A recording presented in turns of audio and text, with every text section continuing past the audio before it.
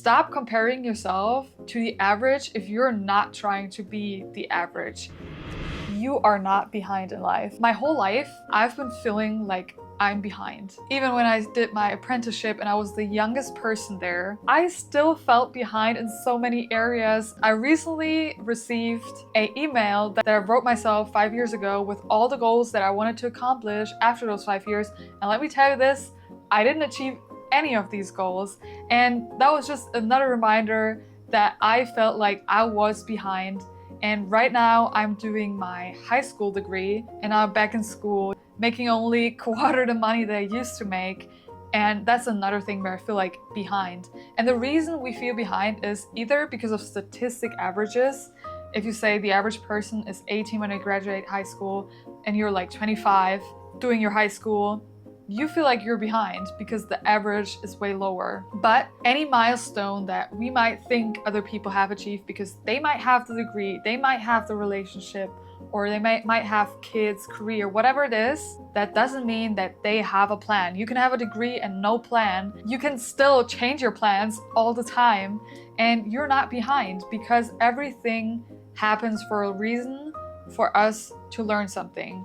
And one easy way to rewire your thoughts is to think of your life as a superhero story. Because if you think someone has the perfect family background, relationship with their parents, financial background, education, and they just succeed and everything is like very linear, you're not going to watch that movie because it's not interesting. It's very unrealistic because no life is perfect and it's not interesting.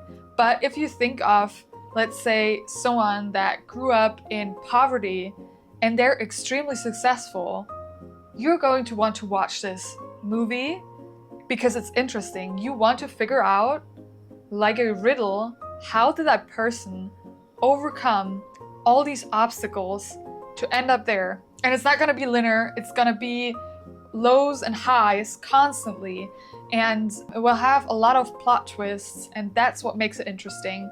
When you think of planning movies, you think of the end scenario that you want to have, and then you work your way back to the start.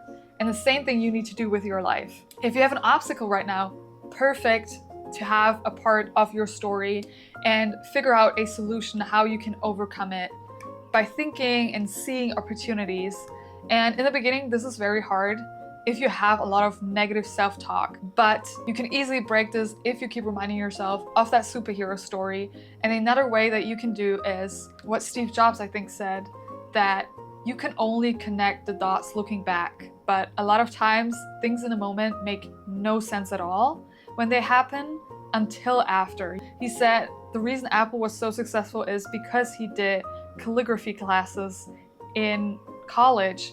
And he also dropped out of college. And just because you quit your job, your degree, doesn't mean you're a failure or you didn't learn anything because you didn't take away that degree.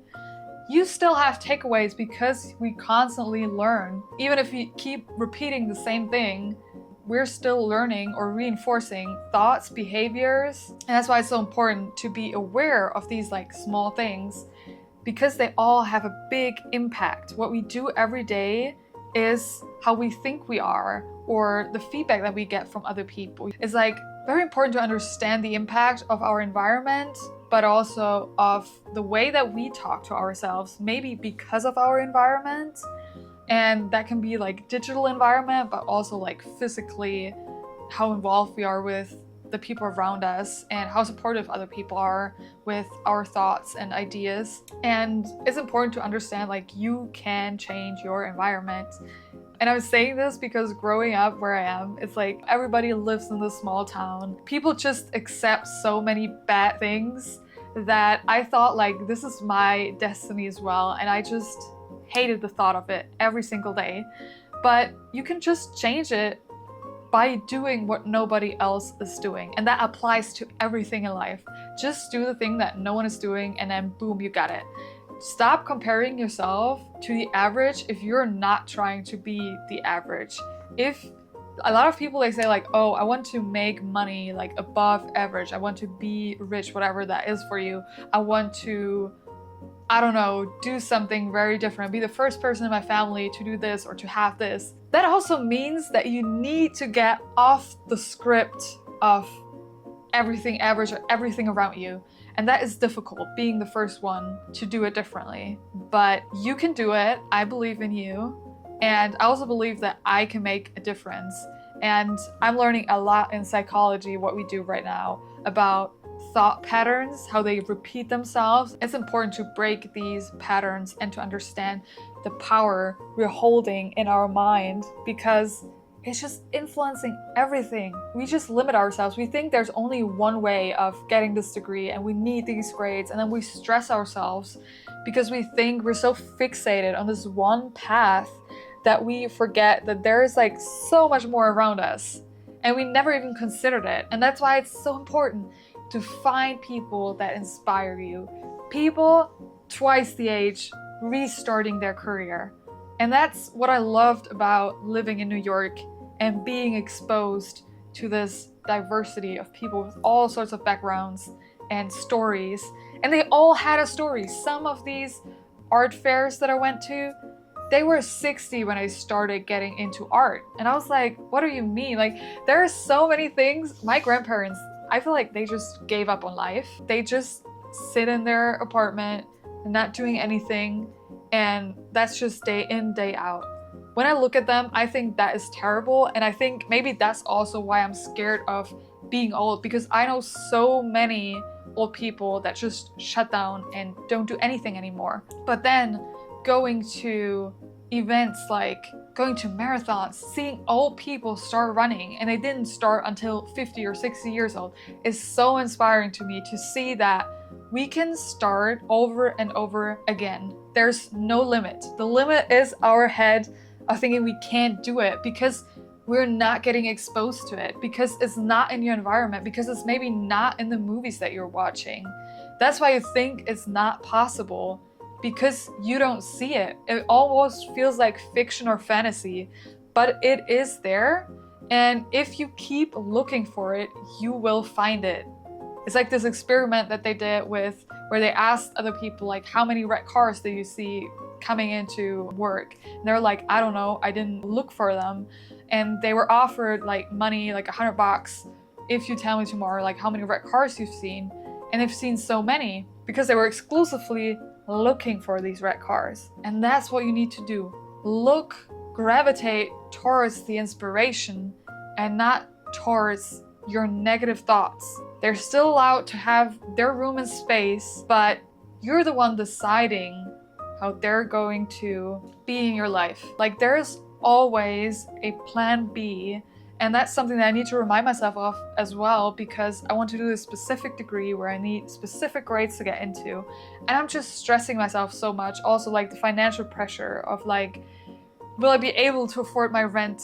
There's so many things that we constantly worry about, but it's about finding possibilities that we can overcome them. Maybe we can find like certain communities, certain hobbies, certain ways to save money. Like, there's always a way, and there are so many possibilities. And if you can't think of anything, if you can't think of any inspiration, use AI, use the internet to find these people or to find these stories, even if you can't connect with these people in real life. If you're 45, look up people at 45 or at 50 that got successful because they invented something. You will find these people because we have so many resources, and I feel we tend to use them in the wrong way because social media just reflects what we wish our life to be. I constantly see concert videos of dogs, videos of people traveling, everything that I want to do, but here I am having to study, having to face all these fears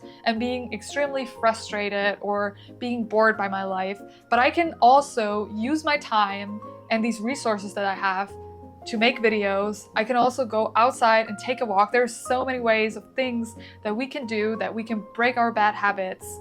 And we don't even consider them, I guess, because most of the time we're just in our default mode, doing what we've always done. You can stop taking your phone everywhere that you go if you want to quit using your phone. And you can always use AI, the internet, to find solutions or to go on Reddit, find your problem with other people and see how they were dealing with it if you need inspiration. And the more often you practice these things, it's like a muscle. You're going to get better at it. You're going to consider more options. And it's kind of like a food menu going from 2 options to 10 to 20 to 30, but it needs practice, it needs time. But it all starts by having one thought, right? If you have a good and a bad thought, and you always let the bad thought win, maybe let the good thought win for once.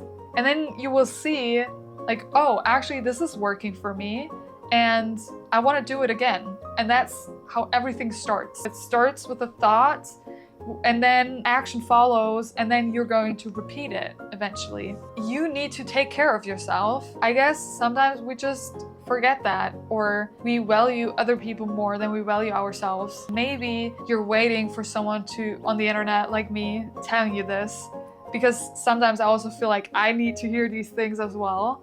But you got this, and I hope you're going to stay tuned for my next video. Bye bye!